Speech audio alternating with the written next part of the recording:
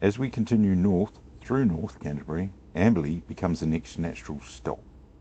At first, it can look like another practical town on the main road. Fuel, shops, signs, traffic, and the usual movement of people passing through. But Amberley has more to work with than a quick roadside glance suggests.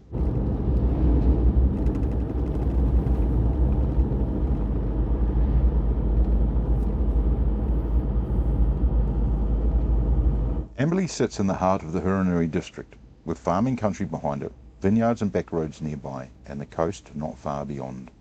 It is also part of the wider travelling route that links Christchurch with Waipara, Hamner Springs and Kaikoura.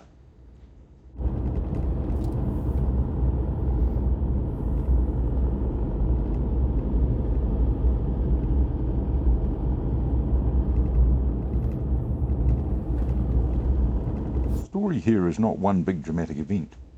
It is a collection of small town layers: early settlement, rail transport, civic buildings, local monuments, public parks, growth, and a beach at the end of the road.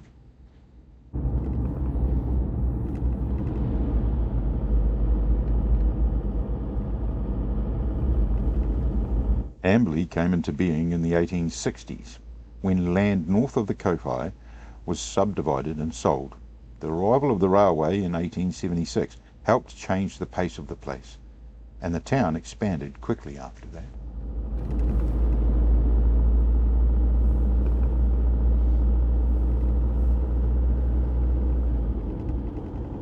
That makes Amberley a good Backroads New Zealand stop. It is a town shaped by movement, road, rail, farming traffic, travellers and people who decided to stay.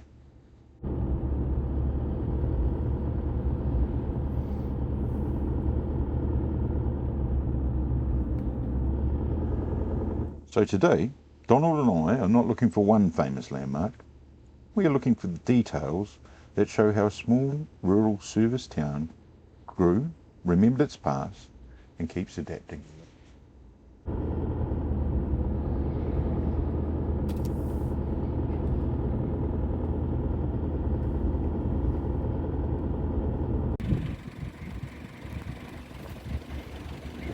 Donald, meanwhile, has already decided the official tour cannot start until the ground level inspection is underway.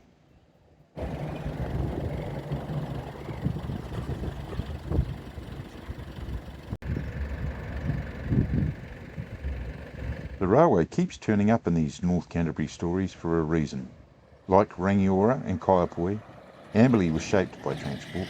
The main road matters today, but the railway helped turn this from a small settlement into a growing service town.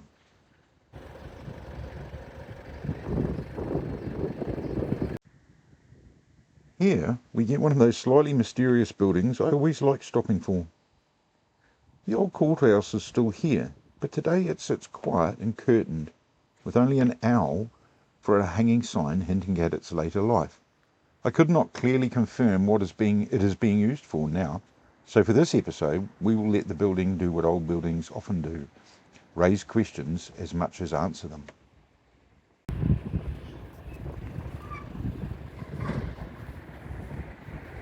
Along the side road back toward the main street, Amberley adds another public marker. These small monuments and plaques matter because they show what a town chooses to remember, not just its buildings, but its people, service and local identity.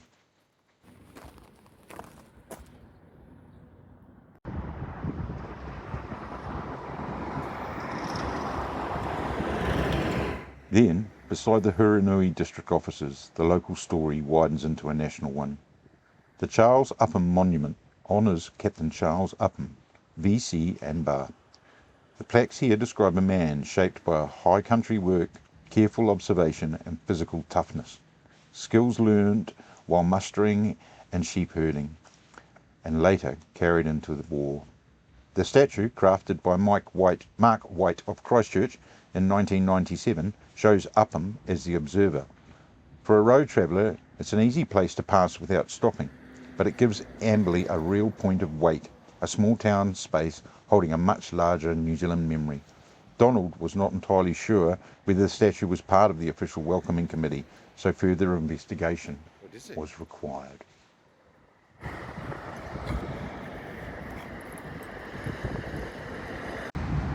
Close by, the grandmother's installation brings a different kind of memory. The plaque describes it as a celebration of the ancient Waitaha people unveiled by Helen Clark in 2003, with stone from the region and inspiration from local cave drawings. It is a quiet reminder that this district's history reaches well beyond the road and the railway.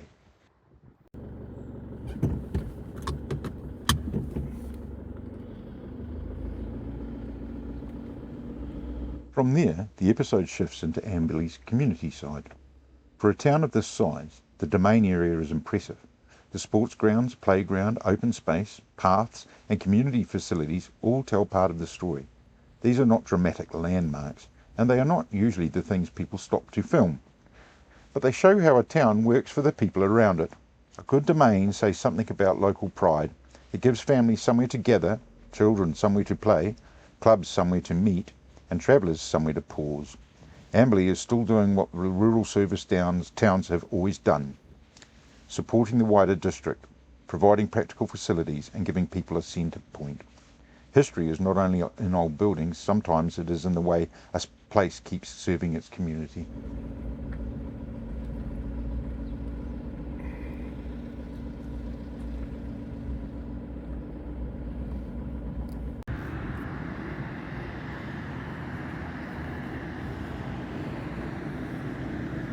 At the entrance to Chamberlain Park, Cobb Cottage brings Amberley's old layers back into view. The information board describes Cobb as a simple, inexpensive building material made from clay, sand, straw, water and earth, similar to adobe. The cottage was originally on another site, then gifted to the Amberley Historical Society and moved here after being badly damaged by a nor'west gale in 1975. After the larger domain and playground, this feels like a quieter kind of public space, part heritage, part local park and part stopping place. Donald naturally treats it less as a heritage site and more as an urgent invitation to continue the inspection.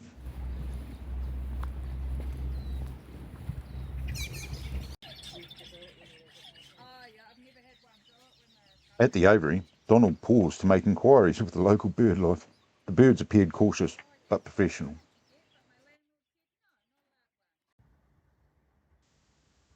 Near the path, a small pounamu marker gives the park another reflective note.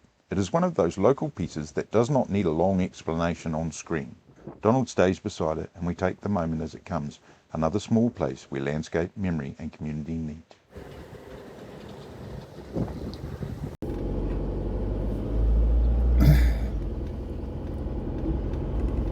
Amberley is still clearly growing. New housing on the edge of town shows another layer of the story. Not just what Amberley was, but what it is becoming. Like many towns within reach of larger centres, it has to balance its rural service town identity with new residents, new streets and a changing future. That is part of the Backroads story too. Small towns are not frozen in time, they keep changing. Okay, let's go. Amberley Beach gives the episode the right kind of ending. The town is behind us, the coast in front of us, and Donald is very much in his element. Amberley turned out to be more than a road stop. It had rail, civic memory, local history, public parks, growth, and the beach beyond. Before we leave, please like, share and subscribe if you're enjoying these quieter New Zealand stories. Donald has been advised that freedom camping may require a larger emergency biscuit reserve, and subscriber numbers will be cited during negotiations. Next time the rhythm changes, we hit the road properly. Try freedom camping for the first time and begin heading north towards Kaikoura. Until then, this is Backroads New Zealand. Quiet roads, small towns, and hidden history.